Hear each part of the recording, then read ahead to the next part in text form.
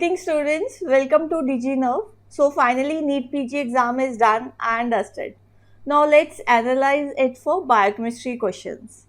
So in this exam you have got almost 18 questions from the biochemistry. So biochemistry is very important subject, and one thing more which is very important is the previous year topics were repeated. So there were not previous year questions were repeated, but rather previous year topics were repeated. So students, for this, strong understanding and concepts are very important along with your factual knowledge. So conceptual knowledge is very important to finally solve these questions. Now, which topics were important and which important topics were asked in NEET PG? So if you see the same important topics were repeated, like sphingolipidosis. Sphingolipidosis question is asked every year, and this year also Tay-Sachs question on Tay-Sachs cup. Then you have question on aromatic amino acid ureas, that is phenylketonuria.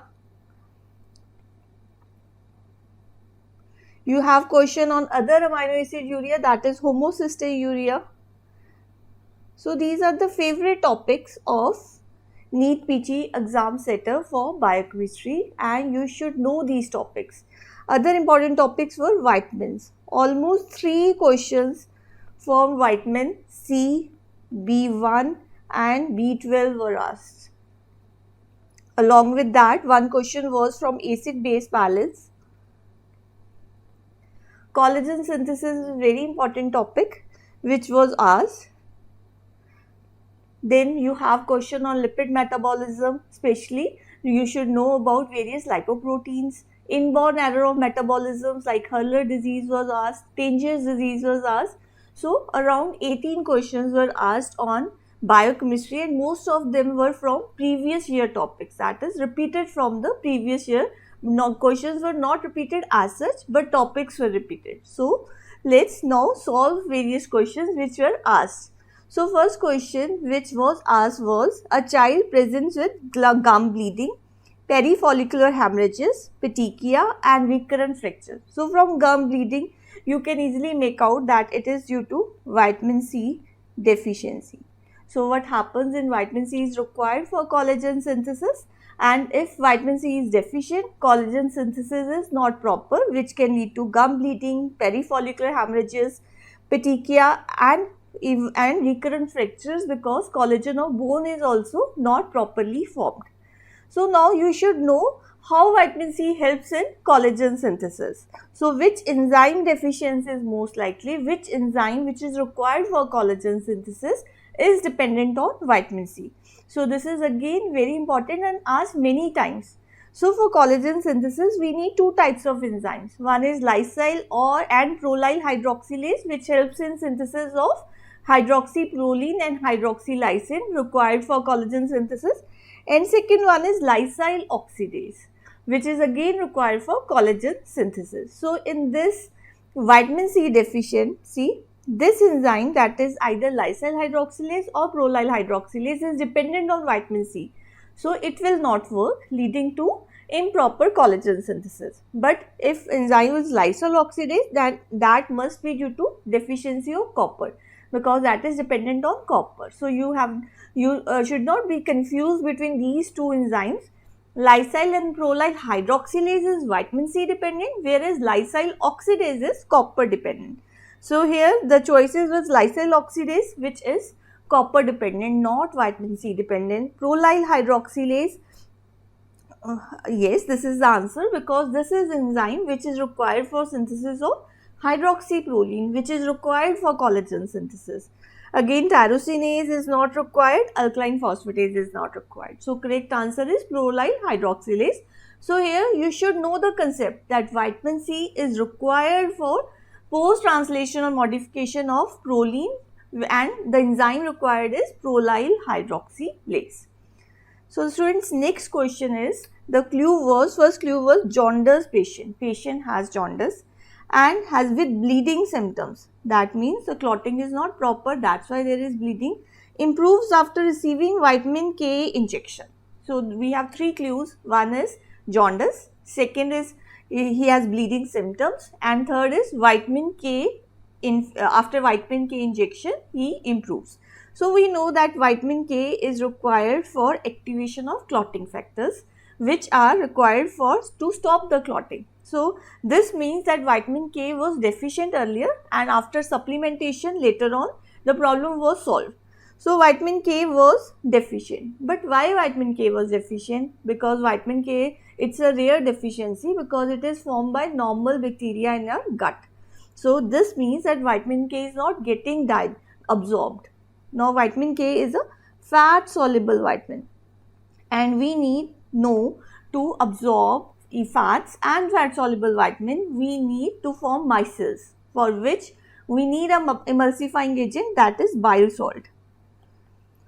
So as the patient is jaundice, this means the bile salt are not properly reaching the intestine, because of which vitamin K is not absorbed, because bile salts are required for formation of micelles so that fat soluble vitamin can be absorbed. So this is the case of biliary obstruction, because in biliary obstruction what happens, bile is not reaching the intestine where it is required to form micelles and absorb the fats and fat soluble vitamins. So the person is suffering from fat malabsorption, including fat soluble vitamins, and because of that vitamin K deficiency was there, which is required for activation of clotting factors, and this leads to bleeding symptoms. And when the patient was given injectable form of vitamin K, this problem was solved because it directly reaches the blood.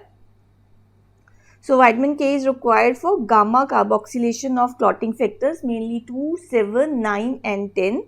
Without these, it will not be activated and will lead to bleeding problems.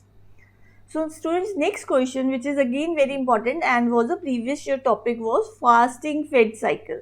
So here question was, a man survives 5 days without food. What is the brain primary energy source during the prolonged fasting period? So this is very important. Questions are very frequently asked on this topic. Moreover, insulin, glucagon ratio you should know. You should know about the various source of energy for different cells. So here this table is very important and you should know. First one is RBC, brain, heart, liver and skeletal muscles. So students, RBCs always need glucose to survive. Why? Because RBCs have only cytoplasm, they do not have mitochondria. So the only pathways which occur in cytoplasm, that is only glycolysis, can give energy to RBCs. Whereas because it doesn't have mitochondria, it cannot get energy from fats like beta oxidation or TCA cycle or electron transport chain. It is only and only dependent on glycolysis, for which it needs glucose. So if the patient is on starvation also, then also the RBCs always need glucose to survive. Otherwise, RBC will start breaking down. Then comes the brain. So brain also needs a good amount of glucose. So in fed state and early fasting, it needs glucose. But in starvation, time at starvation, it can shift to ketone bodies. Why? Because it will spare glucose for RBCs, because it can use ketone bodies for energy. Then heart, preferred source of energy for heart is fatty acid, because heart is pumping. So it needs a lot of ATP, and we get more ATPs from beta oxidation than from the glycolysis. So fatty acid is a preferred source of energy for heart, and it will use fatty acids in case of early fasting also, but during starvation it can also shift to ketone bodies. Then liver and skeletal muscle also use glucose during well fed state, then they will shift to fatty acid, and then liver will during starvation will shift to amino acid, whereas skeletal muscle can shift to either of them, either amino acids or ketone bodies. So this table is very important and you should know. So for brain, we know that if the person is starving for almost 5 days, the brain main source of energy will be ketone bodies.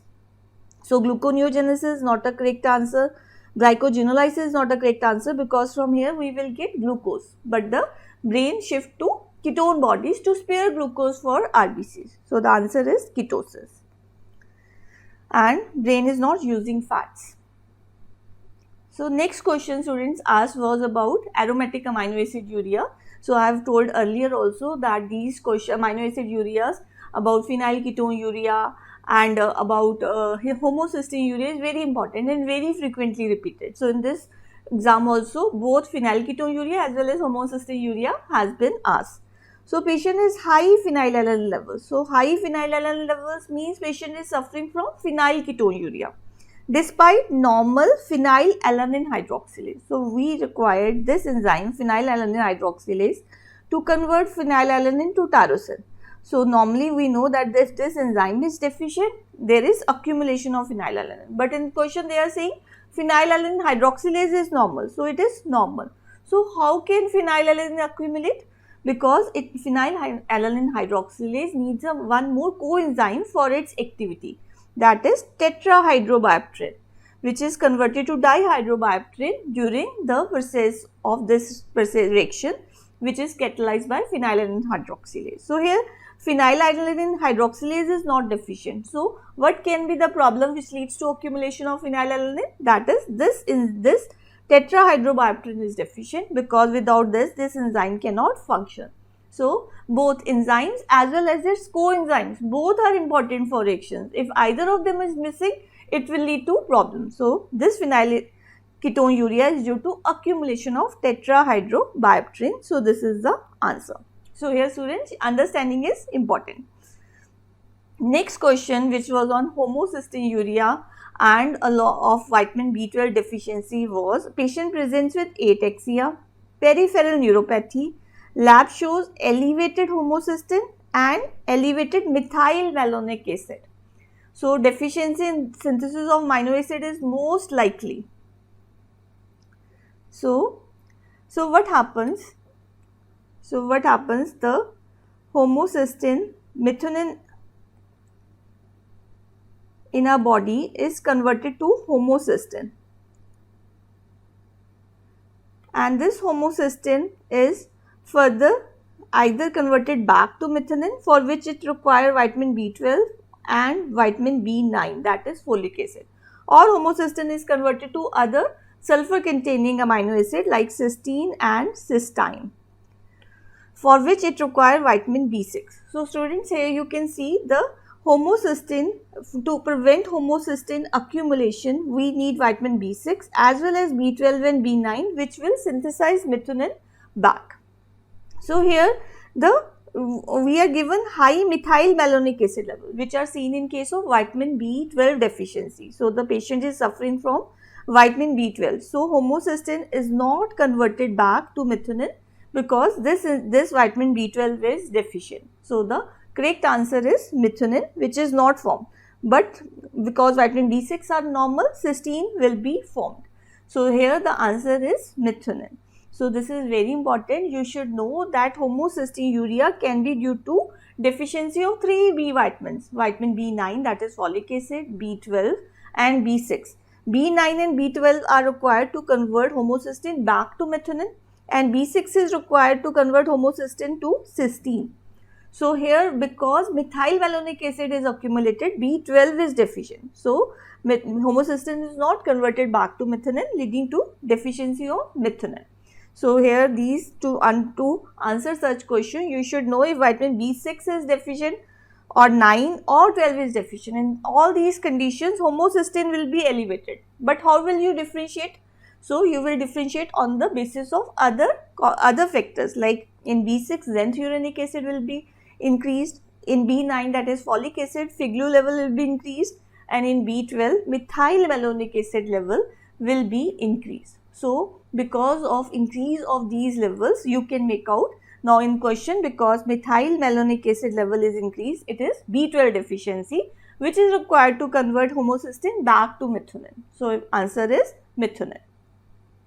Next question was that it is again on sphingolipidosis, and question on sphingolipidosis is asked every year. Even in your INSET exam you get question on sphingolipidosis, and in this exam also you got question on sphingolipidosis. So neonate with seizures and cherry red spot on fundus is diagnosed with deficiency of enzyme hexosaminidase A, which is substance is likely to accumulate. So students, the three most important sphingolipidosis which I have discussed earlier also are Niemann-Pick, Tay-Sachs and Gaucher's disease, which are again asked again and again, and sometimes 2 or 3 times in same exam is this, and you should know to differentiate about these 3 symptoms. First of all, you should know the enzyme deficient in Niemann-Pick is sphingomyelinase, in Tay-Sachs is hexosaminidase, whereas in Gaucher's is glucocerebrosidase. Then, because this is enzyme deficient, which substance will be accumulated? So, in Niemann-Pick, sphingomyelin will be accumulated because sphingomyelinase is deficient. In Tay-Sachs, GM2 ganglioside will be accumulated, and in Gaucher's, glucocerebroside will be accumulated. Then coming to features, you can see cherry red spot in both Niemann-Pick and Tay-Sachs disease, whereas in Niemann, along with cherry red spot, there is hepatosplenomegaly also. So these you should know. Now coming to the question, we are given cherry red spot, that means it's either Niemann-Pick or Tay-Sachs disease. And second clue is hexosaminidase A deficiency, which is deficient in Tay-Sachs disease. And Tay-Sachs disease, what is accumulated? GM2 ganglioside. So students, concepts are very important. If your concepts are clear, you can easily answer such question, and this is very important topic asked again and again. Next question was a patient on long-term hydrochlorothiazide. So what is a hydrochlorothiazide? It is a thiazide sparing diuretic drug. So it is a diuretic drug. So what happens in diuretic? The more water soluble vitamins are lost in urine because it leads to diuresis. So patient develops neuropathy, heart failure and paresthesia. So which nutrient is deficient? So we know that because there is diuresis, there must be loss of water soluble vitamins, but which vitamin is lost from the symptoms? So neuropathy as well as heart failure and paresthesia. So this is seen in thiamine deficiency. Like we know it is responsible for dry beriberi, in which neuropathy is common, wet beriberi in heart failure is common. So this points out to the deficiency of thiamine. Moreover, thiamine is the most common water soluble vitamin which get deficient in when these types of diuretics are used. So this cannot be vitamin B12 because there is a heart failure. So water soluble vitamins thiamine and B12 we have to choose one. So the symptoms correlate with thiamine. So the answer is thiamine. So thiamine can dry beriberi, which leads to neuromuscular symptoms, wet beriberi, which leads to heart failure. So both of them are given, clues are given in the question. So you have to recognize and answer accordingly. Next question was on molecular biology about frame shift mutation. So it said that nucleotide is inserted at position 4 of 900 base mRNA. So what, first of all, let's understand. So we know we have bases adenine, guanine, cytosine, uracil, thymine, which are transcribed to RNA bases, and these RNA bases are arranged in a sequence, and every 3 base form a codon of genetic codon which codes for one amino acid. So this sequence is very important because this sequence will decide which 3 bases will form next codon, and we know we have 64 codons, and which amino acid will be added to the protein according to that. So in frame shift mutation in question, it is telling that one base, let's say adenine, is added at 4th position. So what will be the sequence of codon? So in place of CCC, second codon will be AACC, which will code for different amino acid from the proline. Similarly, third one will be CUC, which will again, so the entire amino acid sequence will change. So what will happen? There will be complete change in protein production after the 4th base because the whole codon sequence is changed. So the answer is complete change in protein production. Next question was about PCR. So to diagnose syndromic illness like meningitis, when PCR technique is appropriate. So what is PCR? PCR basically help us to detect various type of DNA and make the diagnosis. So which type of DNA is present, which is the infecting agent. So what do you mean by syndromic illness? So syndromic illness like meningitis can be due to large number of bacteria. So many bacteria can be the cause, like in meningitis it can be due to Neisseria, Streptococcus, Haemophilus, Enterovirus, but we should know which is the infecting agent so that we can treat it accordingly. So in place of doing PCR for each and every and identifying whether the DNA is from Neisseria, Streptococcus, Haemophilus, we can use multiplex PCR. So in this PCR, multiple DNA targets can be amplified in a single reaction using different primers. So in the same reaction we can amplify different, and whichever infection is present, that DNA will be amplified and we can easily diagnose it, detect it and make the diagnosis and start the treatment. So it will help us to save time. So the syndromic illness like meningitis, multiplex PCR is used to make quick diagnosis, because it can be due to variety of organisms and we need to identify which organism is the responsible for this disorder and to treat against that infection. Next question was, a child is suffering from recurrent infection with low B and T cells. So both B and T cells are low and there is ADA gene mutation. So we know that adenosine deaminase enzyme deficiency is seen in severe combined amino deficiency, and in SCID both B cell and T cells count is low. So the answer is severe combined amino deficiency syndrome, in which there is deficiency of enzyme adenosine deaminase and it leads to low level of both B as well as T cells. So SCID is a group of disorder with both T and B cell deficiency, whereas PNP deficiency is rare and it affects only T cells. So we have to differentiate between the two. Next very important PYT, that is previous year topic, which is asked again and again, is about DNA repair mechanism. Which DNA repair mechanism defect will lead to which type of disorder? So this you should remember. So patient develops skin cancer, hyperpigmentation following sun exposure. So skin cancer, hyperpigmentation following sun cancer, it's pointing towards xeroderma pigmentosa.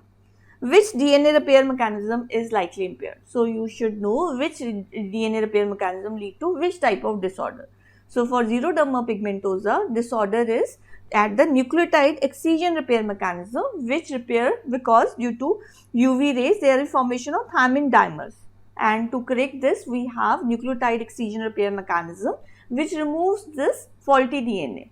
So and if this repair mechanism is defective, what will happen? The mutations will accumulate and lead to skin cancer. So the answer is nucleotide excision repair mechanism.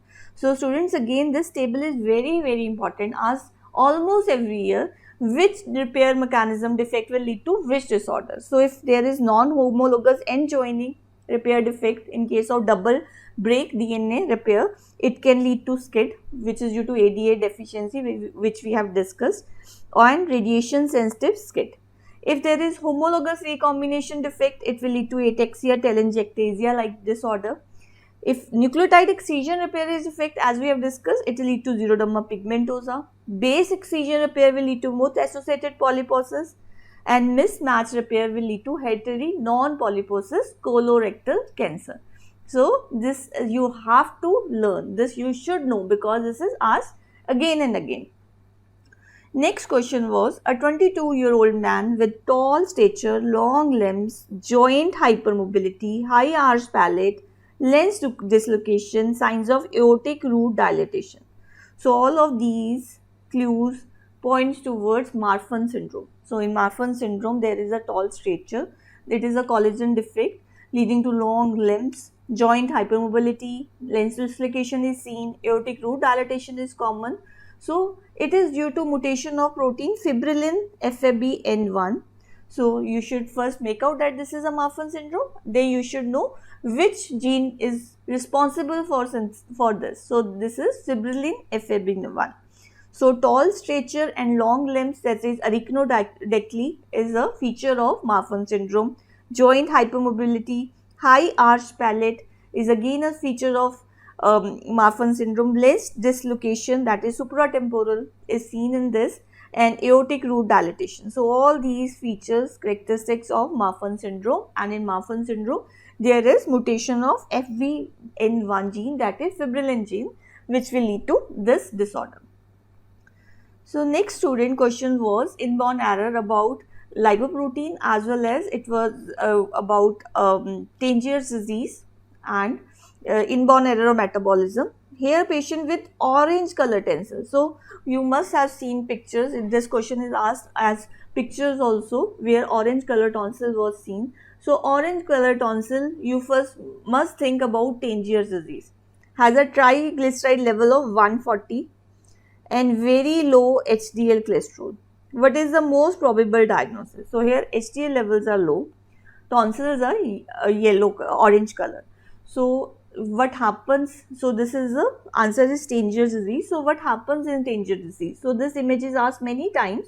It is again a previous year topic and asked many times. So Tangier's disease, what happened? There is a mutation of a protein known as ATP binding cassette A1. So what is the work of this? This transfers cholesterol to HDL. So basically it helps in cholesterol efflux, it impairs. So if this protein is not functioning, it impairs cholesterol efflux from cells to HDL, which is required for HDL formation.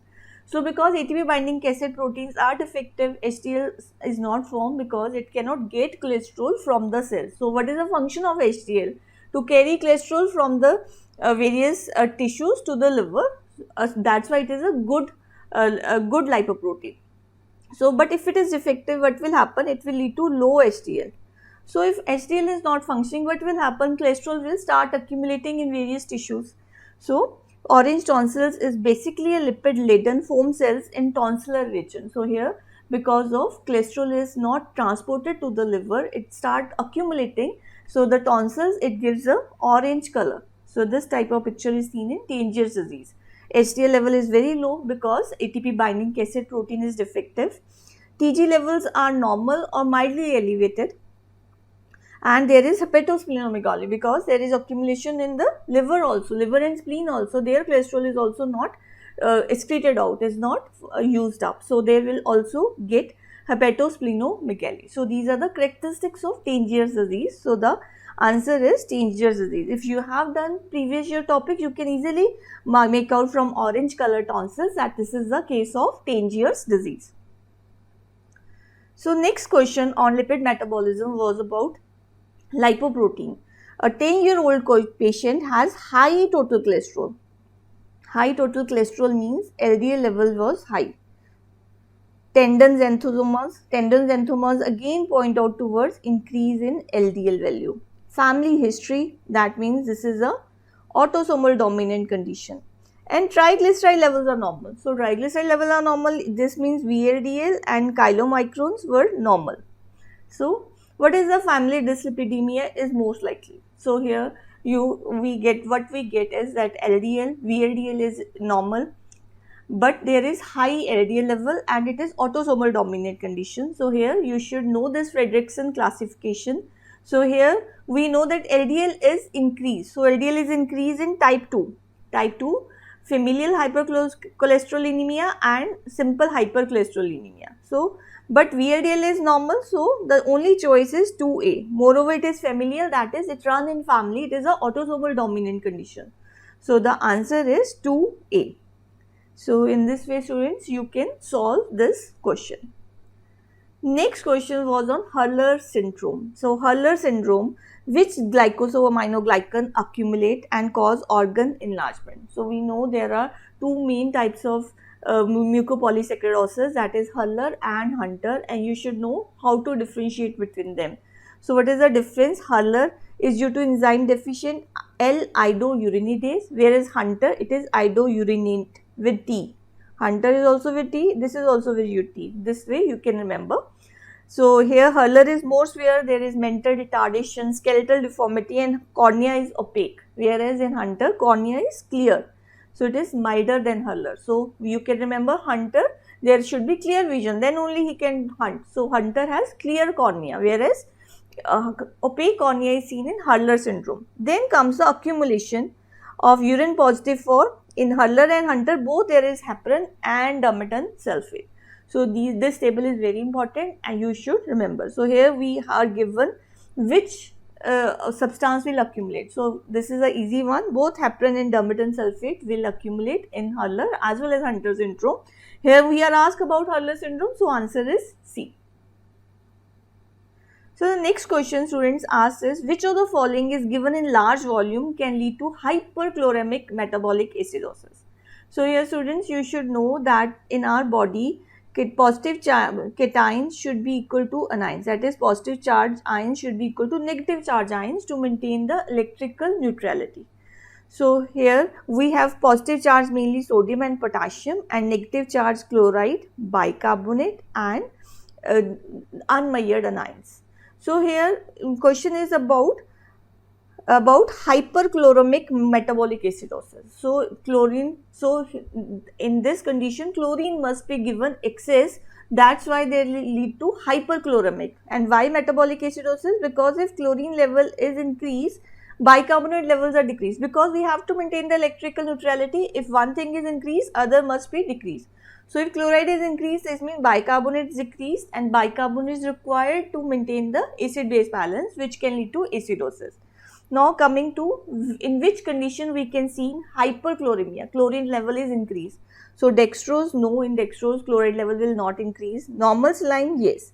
In normal saline we have high amount of chloride is given, in sodium chloride is given, which has high value of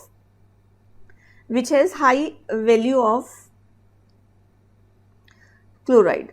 So normal saline is the answer. Then 5% dextrose, no, it will not increase chloride.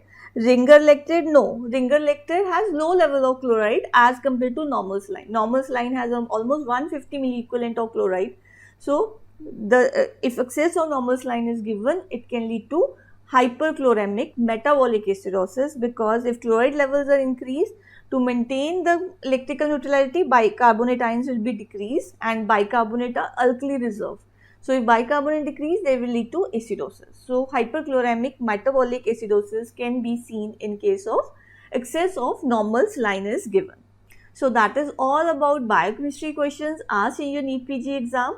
I hope most of the questions were correct for you, and you must note down that most of the previous year topics were asked, and they were testing your concepts. So NEET PG, preparation for NEET PG is not very difficult. What is important is you should know how to study, which topics are to be studied more and with more emphasis, and this will make your journey easy and will help you to get a good score. So all the best for your result.